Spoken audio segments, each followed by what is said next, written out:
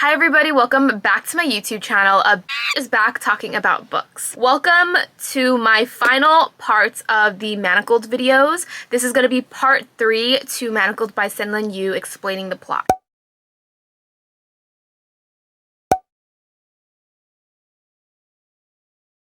If you have not seen part 1 or part 2, I'm gonna link them below and you can go start the series that I did on it, basically explaining the plot. This is gonna be the 3rd part. So if you don't know anything about this series, it is split into 3 parts. It is the present day, the flashbacks, and then back to present day. And it is a work of fanfiction, Hermione fanfiction to be exact, between Draco Malfoy and Hermione Granger if Voldemort had won the war. You must already know this information by now because we talked about it in part 1 and 2. So go watch those videos first if you have not. Then before we get into it, there is trigger warnings for SA, R word, like, you know, and honestly, just really sad people. This part, I would say, is not as sad as the first part or the second part, but it's still sad. So just a warning all around, and obviously it is explaining the plot, so spoilers as well.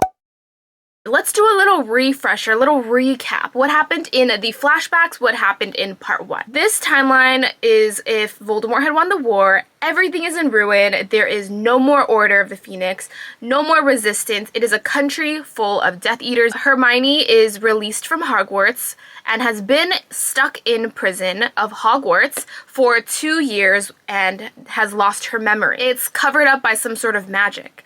This is the mystery that we've been trying to solve for the entire first part. What happened within those 2 years? What is Hermione trying to hide in her memories? So Hermione is sent to live with Draco Malfoy as his escort slave for a repopulation effort because the wizarding population is dwindling. Women are not as fertile apparently, and it's very much giving Handmaid's Tale vibes. She is repeatedly R-worded by Draco, and she tries to kill herself multiple times. She also develops a kind of Stockholm syndrome and develops feelings for Draco because that's the only person that she feels like here's a semblance about her around. Everyone is just so cruel to her, and even though Draco R-words her, it feels like it's out of obligation, and it seems like he doesn't even really like it or is really into it. And you can tell how sad this story is just for the mere fact that she finds kindness within her captor, kindness within her R-worder, as opposed to everybody else in her life. That is how messed up it is. She tells Draco she has Stockholm syndrome because he's the only person who has ever shown her a little bit of kindness. Also, Malfoy's intentions is a little bit of a mystery within itself. It doesn't negate the fact that he's literally R-wording her. Over time, living with Draco in Malfoy Manor, Hermione gets pregnant. Pregnancy induces Hermione's memories back for the past 2 years. They all come rushing back to her, and that is where we head into part 2. In part 2 is the flashbacks. All of Hermione's memories. What happened? Malfoy and Hermione were in a relationship. They were in love. And this all started out, I don't know, it started out a long time ago. And Draco was actually a spy for the Resistance and wanted to get revenge on Voldemort for what he did to his mom. Voldemort tortured his mom and killed his mom. And when the war was at its end, after developing this relationship with Hermione, after falling in love, after all of these things and finding comfort within each other, comfort within the loneliness that they both made each other feel less lonely. When the war was at its end, Draco tries to help Ginny escape and actually gets caught being a spy in order to save Ginny. In order to help Draco, Hermione blows up the place in which everybody knew that Draco was a spy, therefore killing everybody in it and keeping Draco's secret that he is a spy for the Resistance. In doing so, Hermione is caught and is sent to Hogwarts prison. That is where we end part 2. That is where the beginning of part 1 starts. Kind of makes sense? Yes? No? I don't know. Malfoy doesn't know where Hermione was. This entire time, they were in love. And now we are in part 3, where he is her R-worder. That is a lot of things that happened. That is the recap. Now, let's get into it. This is Manacled part 3 by SENLINYU. We are back to June 2005. The reality of everything sets in. Bam, bam, bam, bam. Hermione gets all her memories back. That's where we ended part 1. And we pick up right where we left off. It was Draco. He was still alive, but he'd hurt her. He'd R-worded her. He told her he didn't want her, that he couldn't wait to kill her. She felt like an injured animal stuck on the motorway, bewildered and dying and trying helplessly to find a way to escape and hide. She wanted a dark corner to curl up in where things wouldn't stop hurting. Everything, all her memories come crashing back. She comes to these realizations, and it's really overwhelming. If he was here, he wasn't dead. But if he wasn't dead, that meant he'd never come for her. And she'd waited and waited and waited, and he'd never come. Hermione puts the pieces together of all of it, and she realizes that the attack of Umbridge in part 1, if you remember, her dying and also hitting the necklace, that was Malfoy's doing. He killed Umbridge to get rid of the Horcrux that was actually lying within that necklace. A part of Voldemort died that day. Malfoy tells Hermione that Ginny is alive and safe and that she had her baby and the baby's name is James. And he's really happy that finally Hermione got her memories back. Her son was born on October 20th, 2003. I'm told he was an exceptionally difficult newborn. She named him James Sirius Potter. You're his godmother. He's a year and a half now. You're going to meet him soon. They're waiting for you. You promised Potter you'd take care of them. You have to hold on and get better so you can go. Draco tells Hermione that after getting all her memories back, she was actually unconscious for an entire week, and she keeps having these seizures, reoccurring seizures, that also induces a lot of her memories. It's still hard for her to comprehend all of the information that's coming back to her for the past 2 years, forgetting Draco and everything like that. Miss Gurley forgot she was pregnant. Miss Gurley forgot she was pregnant, and Gurley is indeed still preggers, okay? Draco explains everything that happened within those 2 years that Hermione was stuck in Hogwarts, was stuck in the prison, before she came to become the High Reeves S-word slave. He was looking for her the entire time. The past 2 years, she basically disappeared off of the face of the earth, and there was no record of her anywhere. Severus, Snape, and Malfoy, they did their hardest to track her down, but for the life of them, they could not find her because she was in the darkest, deepest depths of Hogwarts, and Umbridge just left her there. Didn't tell anybody about her. Why? Why did you kill everybody? His eyes flickered, his jaw twitched as he straightened and looked away from her. I was trying to find you. You looked for me? Her voice was shaking. Of course I looked for you. I looked everywhere for you. Did you think I left you there? I looked for you as soon as I returned and found you gone. The warden, Umbridge, didn't file you as a prisoner in Hogwarts. There were no records of you beyond the transfer paperwork when you were captured.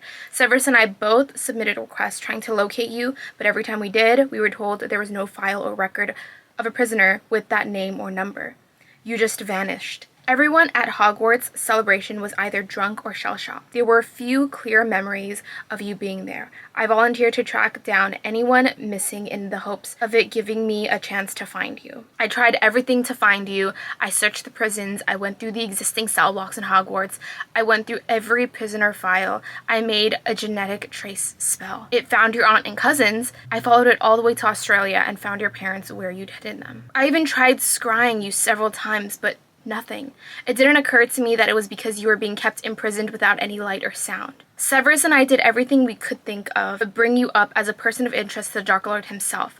I thought as long as the Dark Lord was preoccupied with his obsession with immortality, I'd have a better chance of finding you and getting you away. Then, when there was talk of using the prisoners as surrogates for a breeding program, Montague went to Dark Lord and proposed that you be the face of the repopulation program, bait for the remaining resistance allies, and a final mockery of Potter all in one. He'd been looking for you ever since he'd gotten his mark, and I'd left him be. He knew this entire time because of the ring that Hermione was alive and didn't really assume that she died. That was the only thing that he was holding on to for hope. Hermione is so confused, so traumatized, just trying to collect herself and figure out what the fuck is going on. She has headaches constantly.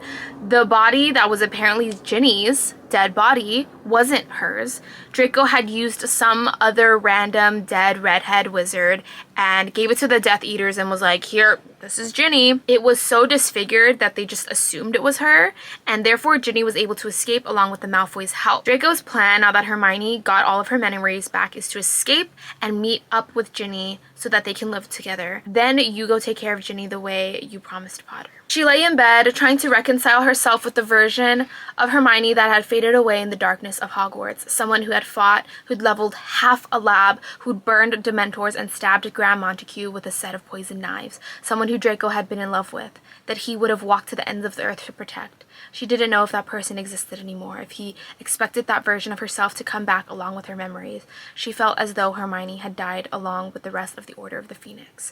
All that was left was a shadow. Snape now is apparently in charge of all the Death Eaters. The Dark Lord gave Severus more power, and with that, he's been destabilizing the Death Eaters from within. Since Voldemort's weak and he made promises he couldn't keep, there's a lot of tension in the air. And over the next couple of days, Hermione still gets these seizures here and there. She's still in constant pain. Topsy, the house elf, helps her with it, and Draco stays very distant, never close, never touching her. She found that after getting her memories back, that in that cold cell in Hogwarts, she lost a lot of herself. She thought in that cell that she'd held on, but in the cold light of day, she found she hadn't. She'd broken, there were only pieces of her left. Now it's really hard for Hermione to cope with everything and reconcile her feelings with Malfoy, the man who R-worded her and hurt her so much, with Draco. Malfoy and Draco, it feels like two separate people. Draco being the man that she was in love with and who cared for her deeply, who was there for her when no one else was, and was there for her when she was at her darkest and loneliest. He was married now, commanded to be married by the Dark Lord himself, and she didn't know if they would ever be the same Draco and Hermione after everything. She wanted to touch him, kiss him, to feel his hands caressing her, to remember what it felt like to be warm, and wanted to know if he'd still whisper mine against her skin. But she felt broken. She wasn't the person he used to kiss. She was afraid if he touched her and it wasn't the same, it would poison all the past memories, and then there would be nothing left to hold on to. I don't know how to do this. I don't know how to be all right with what happened. I don't know how to try to come to terms with it. Her shoulders were shaky and she pressed her forehead against the wall. I don't know how we're supposed to fix this, Draco.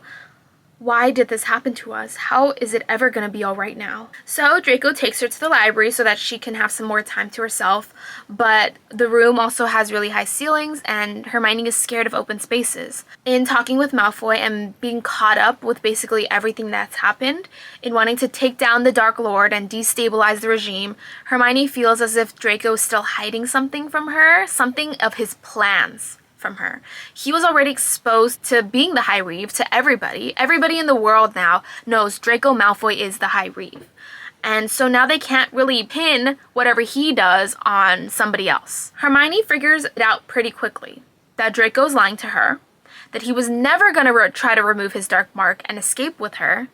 He was planning on exposing himself as the High Reeve and then as a spy, and seeing that one of the most powerful wizards in your regime being a spy makes Voldemort look weak, and therefore brings down the Death Eaters, and he expected to die after that. Hermione is furious. He's like, no, Draco, you're not gonna do that. Let me at least find a way to get rid of the dark mark. Let me do research. And Hermione makes Draco promise her, before he does anything rash and expose himself as a traitor, to allow Hermione to find a way to get his dark mark off so that they can run away together. So that he doesn't just give up on life and just die. That is the one thing that's preventing him from fully escaping, is because if he tried to escape and he had the dark mark on him, they would easily track him down. Also, very randomly, I forgot to mention, look at this. Look at what I'm wearing. It's my Harry Otter shirt. I thought it was very fitting for this video.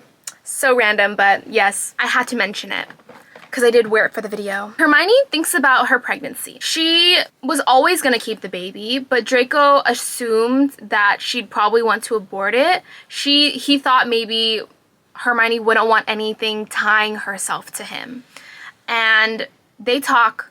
Hermione tells Draco, I love you. And this man is so self-deprecating and hates himself. He can't accept that anybody could ever love him. Tell me why that's my favorite trope. Tell me why I love a man who thinks they are unlovable. Is that toxic of me? I don't know. I would always wonder if the baby would have your eyes. Every winter I think about how old they'd be and wonder what they'd be doing. I would try to guess what kind of wand they'd gotten and what subjects they would have liked and whether they'd have been a natural Occlumens like you and me. She was speaking quickly because her throat was growing thick. Her cheekbones were beginning to ache. I would wonder if they'd like to read, if they'd have hair like mine. If you die, I would want to tell them all about you, everything about you. I've never gotten to tell anyone about you. People should know what you're like. Rico scoffs in the back of his throat and glances up towards the ceiling. What I'm like? What exactly do you think I'm like?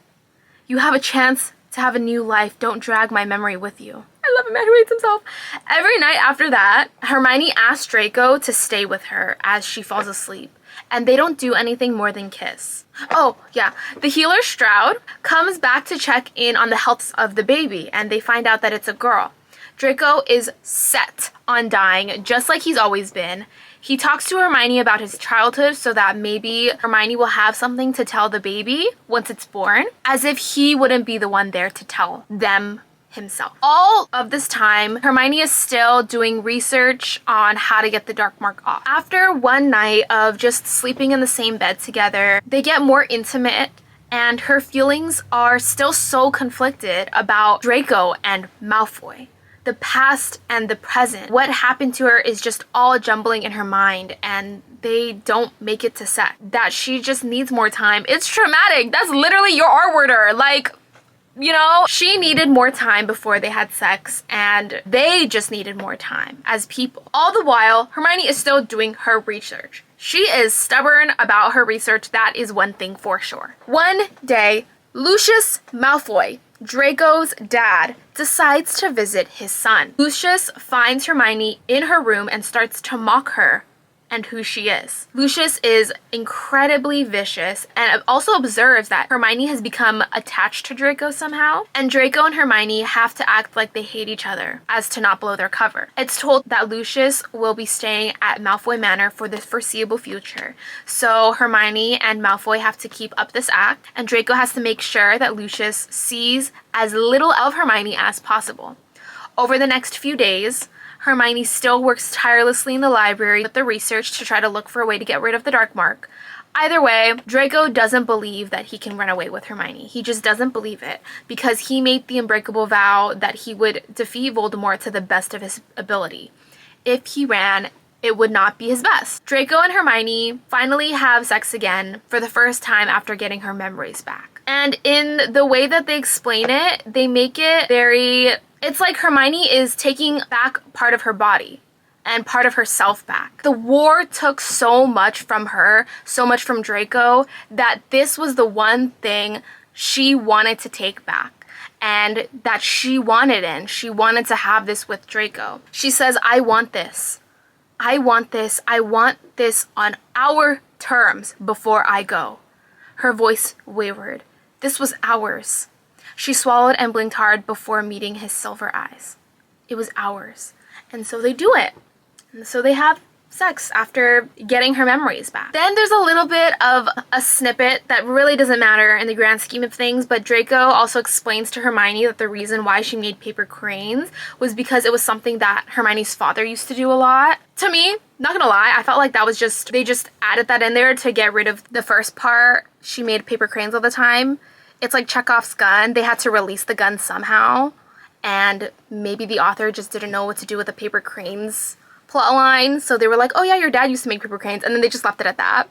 That's what I felt, but whatever. Astoria, Draco's wife, still, comes back from her trip from France. Really, I could care less. And so she comes back, and she causes a ruckus around the manor. Honestly, in everything that has happened, Hermione and Draco, Hermione getting her memories back, she kind of forgot that Draco had a wife. Hermione's chest tightened and she looked down at her hands. Astoria's return to the manor placed a certain emphasis on Draco's presence beside Hermione in bed. He was married. He had a wife.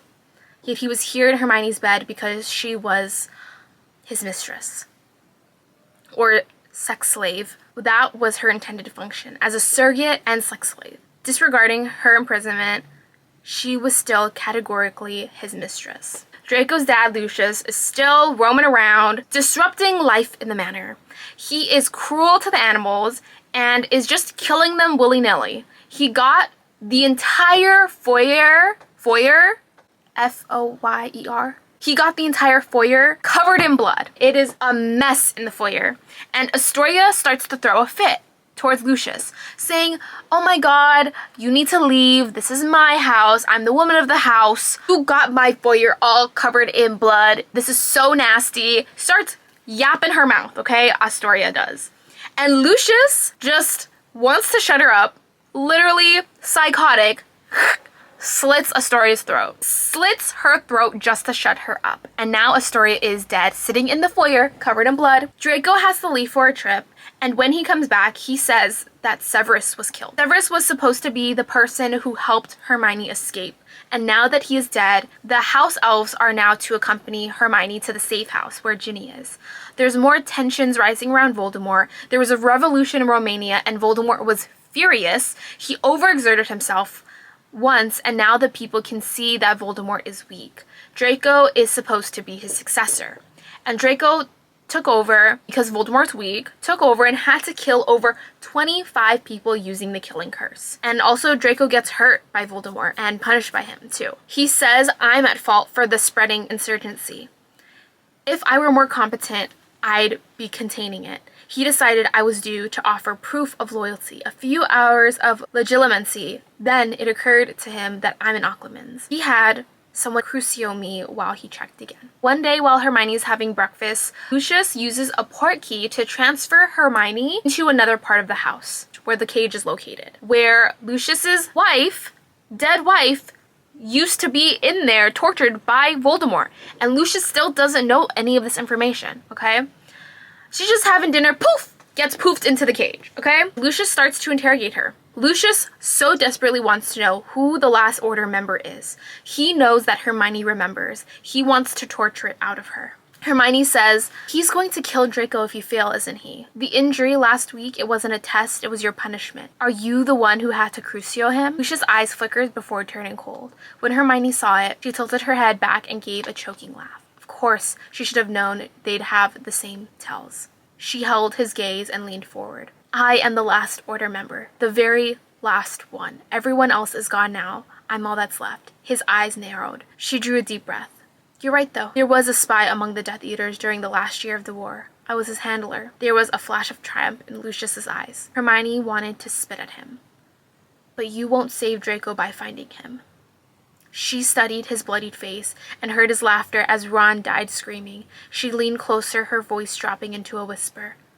"The spy who killed Umbridge and destroyed the locket is your son." So, after this, Hermione tells Lucius the truth, and not believing her, not believing that his son could be the traitor, the spy, breaks into her mind, sees the truth for himself of how Voldemort tortured his wife and then killed her, and how Draco is out for revenge. Lucius breaks into her mind and sees all the intimate moments that Hermione and Draco have, how they're in love in the way that Lucius and Narcissa was. As this is all going on, as this is literally getting pulled out of her head, Draco comes in to save Hermione, and in doing so, locks his dad up in the cage. His dad, knowing about the Phoenix Tears to get rid of the Dark Mark, because Hermione figured it out. Hermione figured out that to get rid of the Dark Mark, you need Phoenix Tears. And his dad knew this and overheard this. Knowing all of that information, Lucius tells his son that he can get Phoenix Tears for him so that he can get rid of the Dark Mark. Lucius asks Hermione, "What do you intend to do with my son?"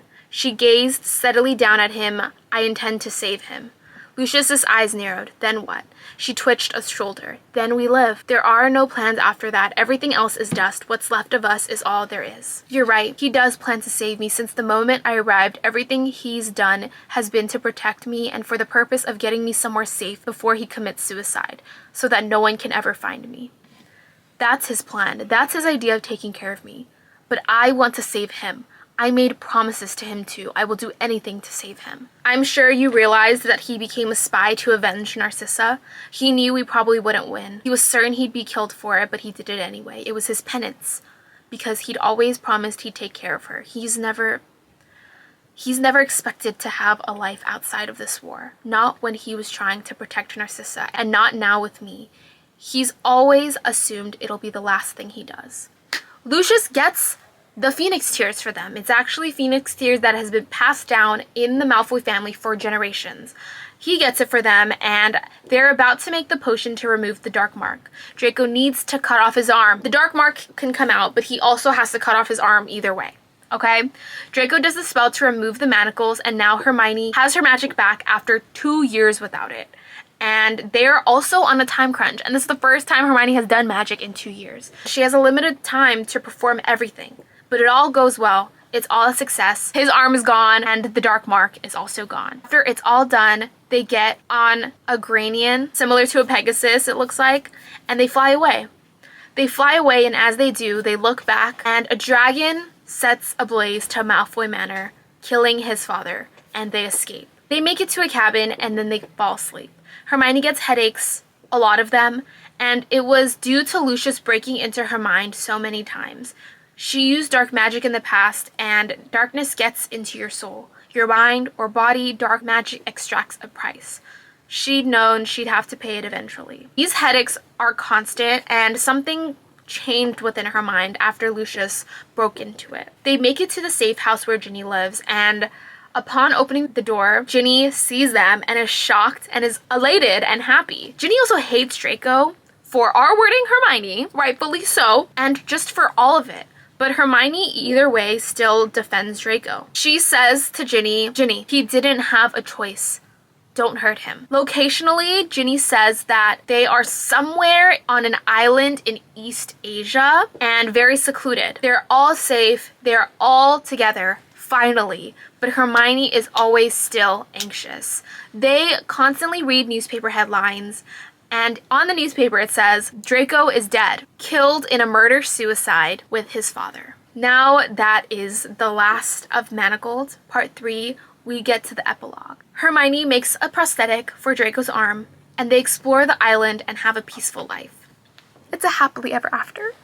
Hermione goes foraging. Draco buys a lot of books about magical vegetation and stuff. They live on the island. They have their life. They took Ginny's son, James, to the beach. They try their best to relax, but honestly, the war just always haunts them. As it should, as it does. There's a lot of PTSD happening within this last epilogue. Over time, Hermione's memory becomes worse.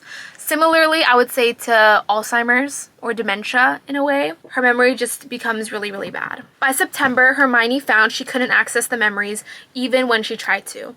Rather than being something precarious she felt she couldn't go near, she found herself completely locked out of them, as though she'd been once again blocked from accessing corners of her own mind. For several weeks, she kept a diary that reviewed and filled with more information every hour. She found that once the information was no longer active at the forefront of her mind, it disappeared into parts of her mind that she couldn't reach. Hermione makes Draco promise to care for their upcoming baby because she's pregnant. Not just care for Hermione, because we know Draco is obsessed with Hermione in a way that Lucius was obsessed with his wife, but also care for their baby and do what's best for the baby. That he would love the baby, that she would be important to him.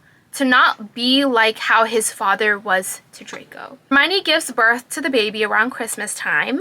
Yay!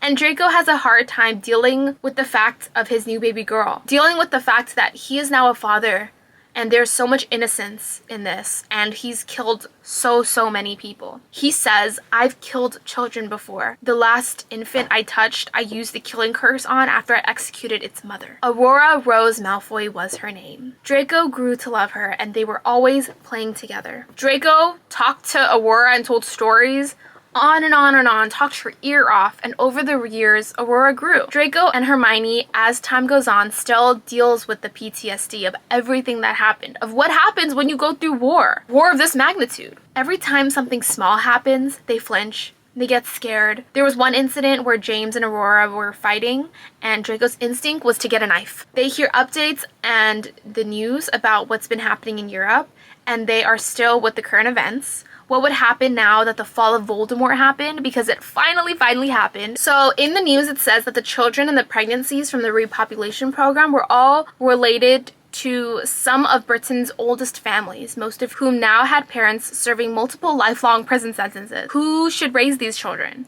What should be done with the surrogates? The editorials opined about it endlessly. There's ongoing debate basically about the aftermath of war and all these complications about new laws and what to do with these people and these newborns and these babies who were born out of our wording. Ginny sees that Voldemort is still alive. Ginny says she wants to go back to the Resistance to finally end it all. She says, I have to do this. I always tell James about his dad, and all my family were heroes who always fought to protect people. I can't keep looking into eyes just like Harry's saying that and doing nothing but living on this island for the rest of my life. James can't live on this island for the rest of his life. He has to go to school at Hogwarts and see the world his dad died to protect. I haven't done my part yet. This is my part. I've been thinking about it ever since the Liberation Front reached Britain. But I keep telling myself to let the International Confederation handle it. But they're doing it wrong. I can't sit and read about it anymore. So she goes back to Britain on a little trip, and Lord Voldemort died on January 2009, a week after Aurora's 3rd birthday. According to the papers, his castle was breached by an elite team of Macusa warriors, accompanied by Ginny Weasley, the last surviving member of the Order of the Phoenix. They used a new type of advanced magic to break through the wards. The castle was then painstakingly reconstructed in order to dig Voldemort out of his hiding place and bring his decaying body into the light. Many of the people were killed in the process, and Ginny nearly died. Once everyone was told to fall back, Ginny refused. She went in and cast a killing curse on Voldemort, and he's finally dead. Love isn't always as pretty or pure as people like to think. There's darkness in it sometimes. Draco and I go hand in hand. I made him who he is. I knew what his runes meant when I saved him.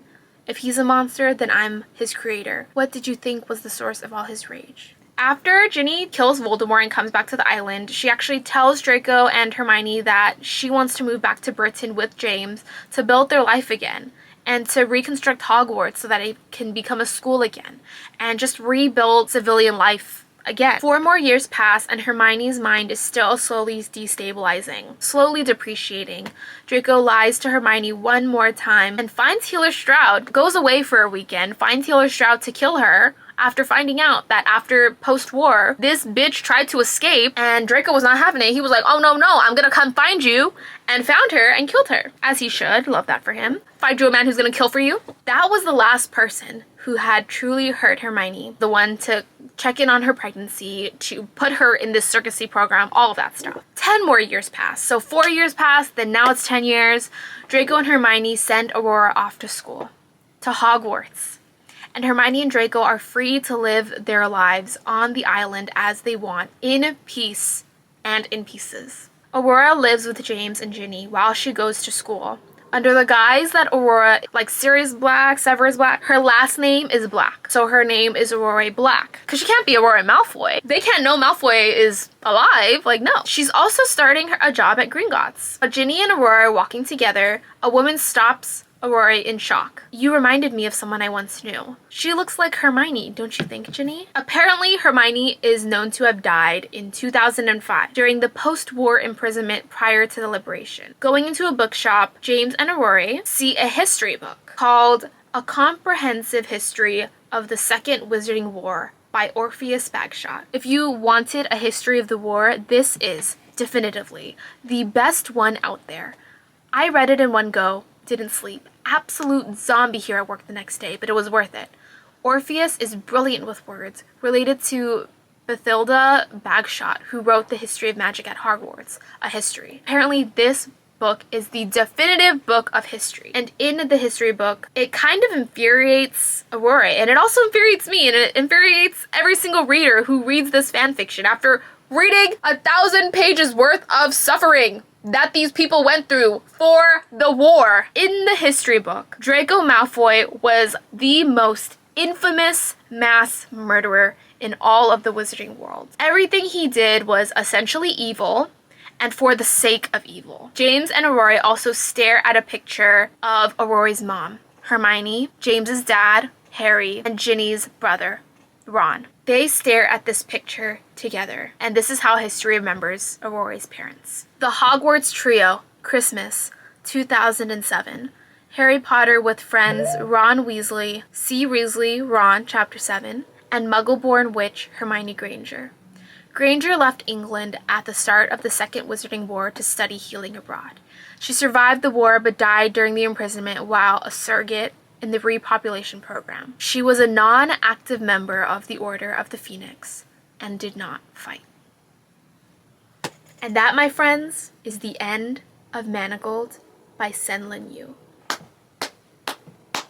Sorry, I don't know why I'm clapping. That is the end of the book. A lot of people talk about this ending, and I think it's honestly a perfect ending. I think this is the perfect ending, and it's really infuriating.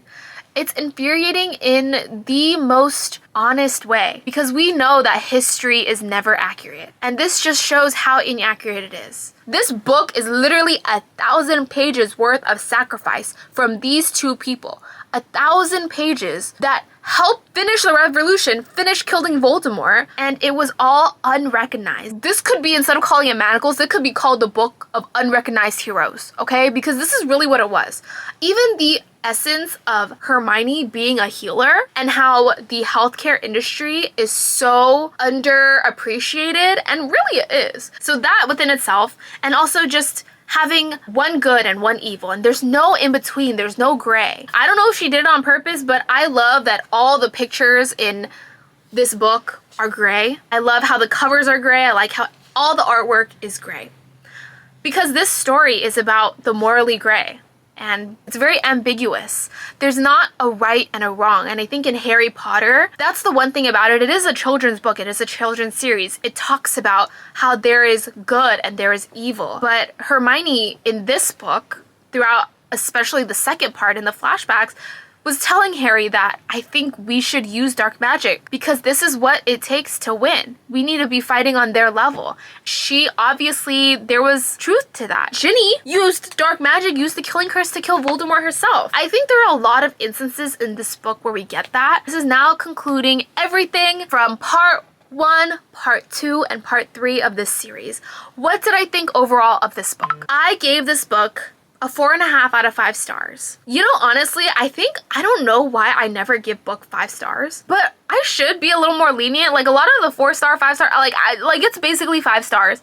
The one thing about it that I didn't like is that it's really just too long. I do agree that it is really well written, and a lot of the scenes are very memorable and very easy to read. It's beautifully written, and for the most part, I would highly recommend you reading it because I did this explaining the plot, but the way you feel while reading it is absolutely not the same as when I just explain it. But it could be cut down a bit, or at least made into 3 separate books. I know it's on Archive of Our Own, it's not an actual physical book. I do feel and see a lot of the time that they repeat a lot of scenes, especially in part 1 and it's her going to a room, oh, she gets R-worded, come back, R-worded, goes on a walk, she's sad, tries to kill herself, goes on a walk, R-worded, is sad again. And then she finds out she's pregnant. It's like a lot of repeated instances where I think that a lot of that could be cut down. I think the reason why I made this video series, even though I do suggest you highly read it before watching any of these videos. The reason why I made this video series was for people who already read it and wanted to just relive everything that they already read, to come back and watch these videos when they have their book hangover from reading this series. It's definitely one of those books that really sticks with you, where it's really hard to let go of the characters. That's the reason why I made this entire series. So if you are feeling a book hangover and want to relive this book and what happened in this book, come back bestie and watch it with me, okay? It's definitely a book that is really hard to get into, and it's pretty confusing if you don't know anything about the Harry Potter world or the Harry Potter universe. So I would at the very least watch the movies so that you know what everybody's talking about. Definitely recommend that. The book also slows down a lot after the halfway point, and at the last act they go back and forth a lot in it about how to escape, and Severus is gonna help you escape. Oh, let me go do some research about Dark Mark. Severus is gonna help you escape. Let me do research. Oh, I'm pregnant. And there's a lot of back and forth with that. This book is messed up and it's twisted. It is so complex and complicated. It's a bit too long, but honestly, it is one of the most devastating emotional works of fiction I've ever read, in the way of human connection and emotion, in a way that it makes you feel so conflicted about her literally being with her R-worder and in a way justifying it, but not. It's a very torn and complicated situation. And like I said, it's in the moral gray. He literally R-worded her and she still loves him after that. In a way, the situation's helpless. Like, how can we justify that? How can we justify this and say that this is okay? That it's okay to be with your R-worder? Yet, everyone who reads this book finds a way to sort of do so. Hermione and Draco are two both broken people that can never really repair the damage, and that's something that war does to you. This relationship is so messed up, and it could honestly be pretty toxic if you really think about it. The obsession they have with each other and how much they rely on each other. It's a very dependent, codependent relationship. Honestly, with all that they've been through, you know that they deeply love each other. It's okay to be a little toxic, okay? I say this is absolutely okay to be a little toxic. Because aren't we all a little toxic? Aren't we all? So that's my thing with the relationship of the book, with the harsh topics that it talks about. I don't think they just use all of the self-harm talk, the self-hating talk, and these tough topics. I don't think that the author, SENLINYU, really, she justified it. I think the way that she incorporated it into the story didn't just feel like torture pured. I think it was very much in support of a story that I feel like is really important. This story or something similar and the things that these characters go through are very real. And it feels like these are very deeply emotional connections and emotional parts of the book that aren't just for sadness sake and for torture's sake. This is different than what I think of with Colleen Hoover in general. I think she uses a lot of harsher topics as parts of the book, but it's in a way that doesn't, I don't know how to explain it. Like, it doesn't hold any value. It's just there to shock the audience, and it's just there as a plot point. It doesn't really go deeper into it and like what it can make somebody feel and how to deal and how to cope, and not even how to deal and cope, just like having a very realistic picture of what these harsh topics could be. And I think this book did it perfectly. I think also there's just a lot of amazing scenes in it that are basically repeats of the past and the present. It's the exact same scene, but it brings a whole new meaning to it. There's a lot of parallels in that way, which I really love, of the copy and pasted same scene, but it's recontextualized because you are reading it in a different part of the story. It brings a whole new meaning once you read the whole thing. In that way, it's really poetic. It's crazy how different the past timeline and the present timelines are from each other. I find that this book also has a really good chance of being a really good reread. If you read it out of order maybe, so go in chronological order of past timeline and then part 1, then part 2, as opposed to the order of release, which is present, past, flashbacks, and then present again. I think that could also be really fun and make the story feel different and make you hit emotional beats differently. So those are kind of my notes about what I thought about Manacled by SENLINYU. What do I think about fanfic as a whole? I honestly think this book is one of the reasons why I love fanfiction. I absolutely love it, and I am not really big deep into the fanfiction genre.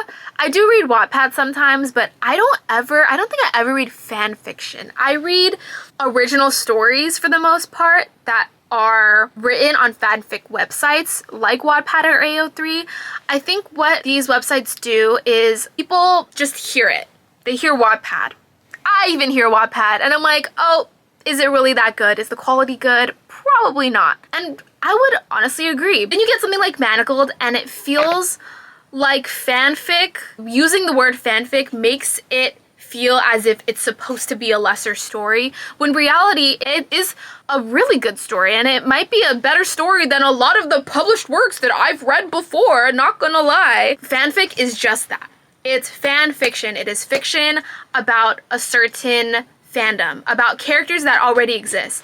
And honestly, I think in that way, because of that, fanfiction has the ability to surpass the works of the original, because you have characters already created. These are already built characters made by somebody. Somebody already took creative control of who these people were. Now you have access to a second mind building off of that work, of that character, of that already created world. And what Manacled does is kind of showcase where fanfiction can go and where it can take you. When you already have this set world, when you already have these set characters, what a second person's imagination can make it fly to the frickin' moon. And that is what this really proved. I also think that fanfiction breeds a lot of really good and talented authors.